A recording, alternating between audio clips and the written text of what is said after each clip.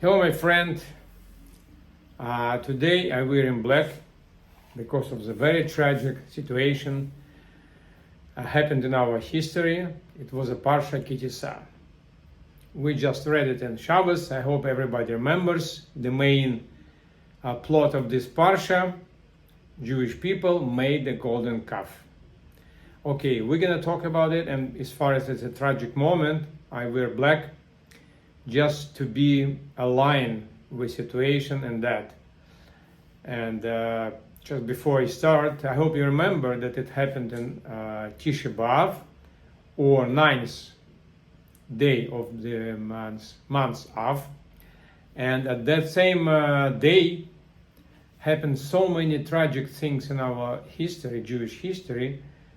Destruction of the first temple, destruction of the second temple, first Crusaders movement. It was 11th century to Israel, and then we were kicked out from France, from England, from Spain. Everything happened in Tisha B'Av, in 9th day of the month Av. It's about summertime, around August. And so many things happened at that exact day. Even last tragic things in Gush Katif in Israel fell also on Tisha B'Av.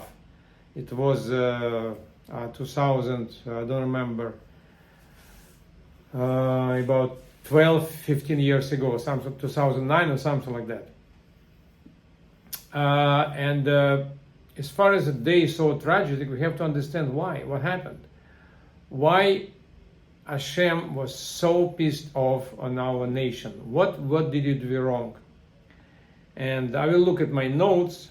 And when Moshe Rabbeinu went up to Mount Sinai to get tablets with the 10 principles of Judaism, 10 laws, so we are like 600,000 men. We're counting when Moshe left, when he's going to be back. And we apart about 6 hours. We didn't count right, so Moshe meant one thing, that day started from the stars. We counted from moment he said, I will be back in 40 days. So 6 hours difference, and we sinned within these 6 hours. We can say, because our Meforshim, our sages say, it was started not by Jewish people, but Egyptians who were in our crowd. But the tragic thing, we were supporting them. We didn't do anything against it. And even when these Egyptians were killed, Hur, who was a nephew of Kohen Gadol of Aaron, he was a nephew, and people killed him in front of 600,000 people. For me, I still do not understand how did it happen. So Egyptians killed Jewish men in front of 600,000 people. 12 Nisim, 12 heads of tribes. Everybody was watching and didn't say anything. For me, it's insane. 600,000 people can just, we just take them without even knives, without even any kind of weapon. We just step on them, everybody, and they will be killed. But nobody do anything. And as far as I was studying in Marine University in Vladivostok, Russia, I remember a situation when we were sitting on our campus, about 5,000 young men, age of around 20 plus minus. We were sitting and doing our homework evening time. And all of a sudden, it was 3 buildings, big campus. So all of a sudden we heard, it was summertime, we heard somebody came to our camp and was shouting. Somebody was beating our guy. So it was civil people who were beating our guy. So in 1 second, we just got up, we just we stand in line, we just formed the line, and we were marching through the whole city of Vladivostok, beating every man on our way. We were going to disco, disco dance clubs. We were beating every man who was there. So women were screaming, were shouting, we didn't care. We beat every man on our way. We marched by the main avenue from one end to another end. Couple of thousand people, and we beat everybody. So after that, in Vladivostok, it was complete silence. And people were, when they saw the young man in the uniform, in the marine uniform, they was trying to stay back. They didn't want to touch him, even just touch him, even just look at him. That's how people were scared because of us. We were a big crowd, maybe 2,000-3,000 people, and we just turn over the whole city. That's why, for me, it's very hard to understand. 600,000 people were watching how one Jewish person were killed by a few thousand Egyptians, and they did nothing. I was asking many Rebbeim, how did it happen? Why? Nobody say a word. I didn't get answers. Still, I didn't get any kind of answer. And for me, it's a big puzzle. So let's get back to the Parsha. So when it happened, and we were participating in building of the golden calf, so Hashem told Moshe, I will wipe them all from the earth. I don't want to see them anymore. And Moshe responded, he said, if you wipe them, wipe me too from your book. That's why previous Parsha Tetzaveh, nowhere Moshe's name was mentioned. Because he said, wipe myself from your book. Because he's a tzaddik, his word always come true. So, and Hashem was really disappointed. And he told Moshe, leave me alone and I will wipe them all, I will kill them all. Imagine our life.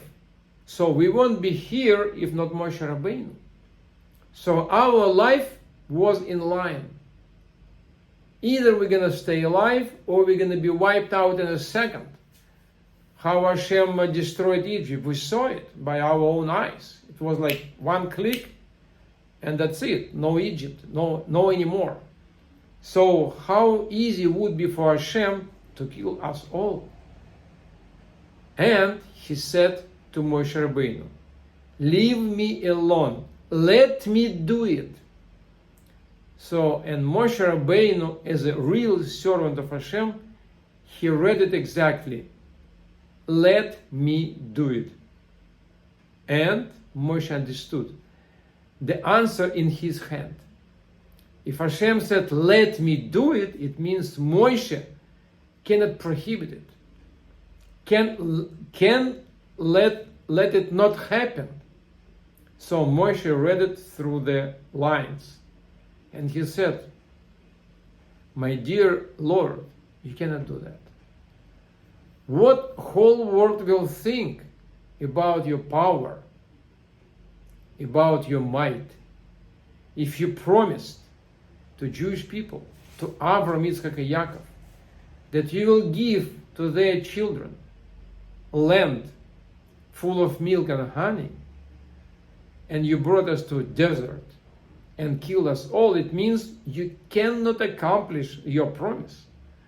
What people will think about the master of the universe?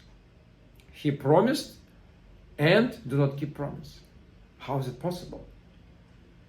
And Hashem said, you are right. I will not kill them. So interesting situation. So master of the whole universe, creator, he was listening words of who? Human being. person who was born by mother and father. And Hashem followed words of Moshe. He said, you are right, I will not kill them. So, Hashem predicted the situation. He knew what can happen. And this situation was a real test for Moshe Rabbeinu, for our Rebbe, for our leader. So Hashem was checking him. Will he agree the Jewish people will be wiped out and the new nation, fresh, new, brand new nation will start from Moshe Rabbeinu? He can say that. So Hashem offered him. He said, I will start a brand new nation, Jewish nation, from you, Moshe. You're going to be patriarch now. Not Avraham, Yitzchak, and Yaakov. You're going to be patriarch. Moshe said, no. If 3 legs, Avraham, Yitzchak, and Yaakov, didn't make very good table on 3 legs, so leg on table on 1 leg is not going to be stable. So if you make nation from me, I'm not sure what's going to happen after. So don't wipe out, just be strong, keep your words, but do not destroy Jewish people.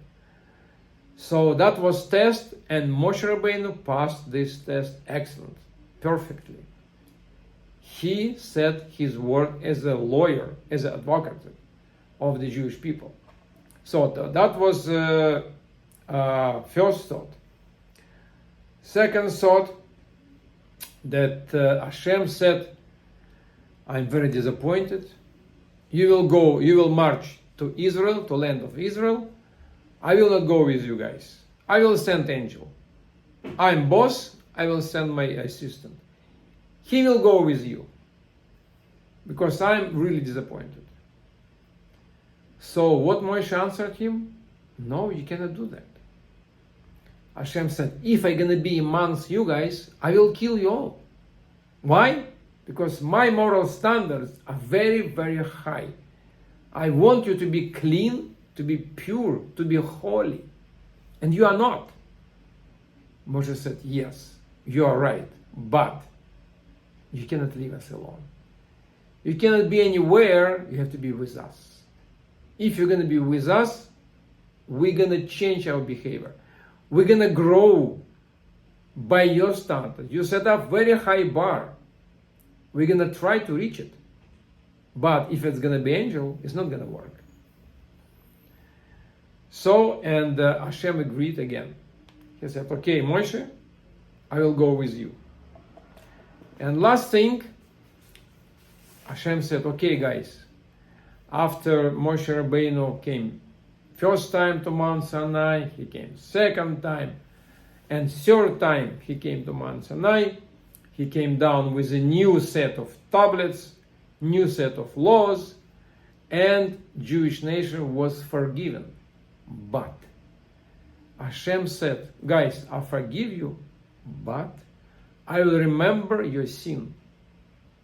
Whatever you're going to do wrong, I will do something for that, and I will add a little bit from the golden calf. Why is that? We can say, oh, Hashem is so brutal. Hashem is so vicious. Hashem doesn't like us. We are His children. Why He's doing this? Why He's doing that? Why He's so aggressive against us? No. He set up rules. He said, guys, either you, a Jewish nation, serving me, and together we're going to change the whole world. Or I don't need you. If you don't do whatever I want from you, why do I need you guys? Simple like that. And when Hashem was giving us Torah, if you remember, He told us, either you take Torah and live by Torah laws, or I don't need you guys. I don't need just another nation like French, German, Chinese, whoever. I need just absolutely distinguished, separate nation, which works for me, which does what I want them to do, which set up moral bar very high, and whole world have to go to this bar. They have to reach it. So that's why I need you guys. If you don't do that, so ciao. I don't need you. So that's why Hashem warned us, guys, if you, God forbid, you're gonna sin, I'm gonna add piece of this golden calf to your sin. And you will remember that. So it's just for our memory to remember who we are, why we are here, who took us out of Egypt from the human slavery, who wants us to be slaves of unlimited Hashem, who wants us to serve Him and do what He wants, and in return, He gives us parnasa, He gives us health, He gives us children, He gives us happy life, He gives us naches. Okay, guys, on this positive note, I wish you well, and let's live by His standard. At least start something, and our life gonna be much better. Be well.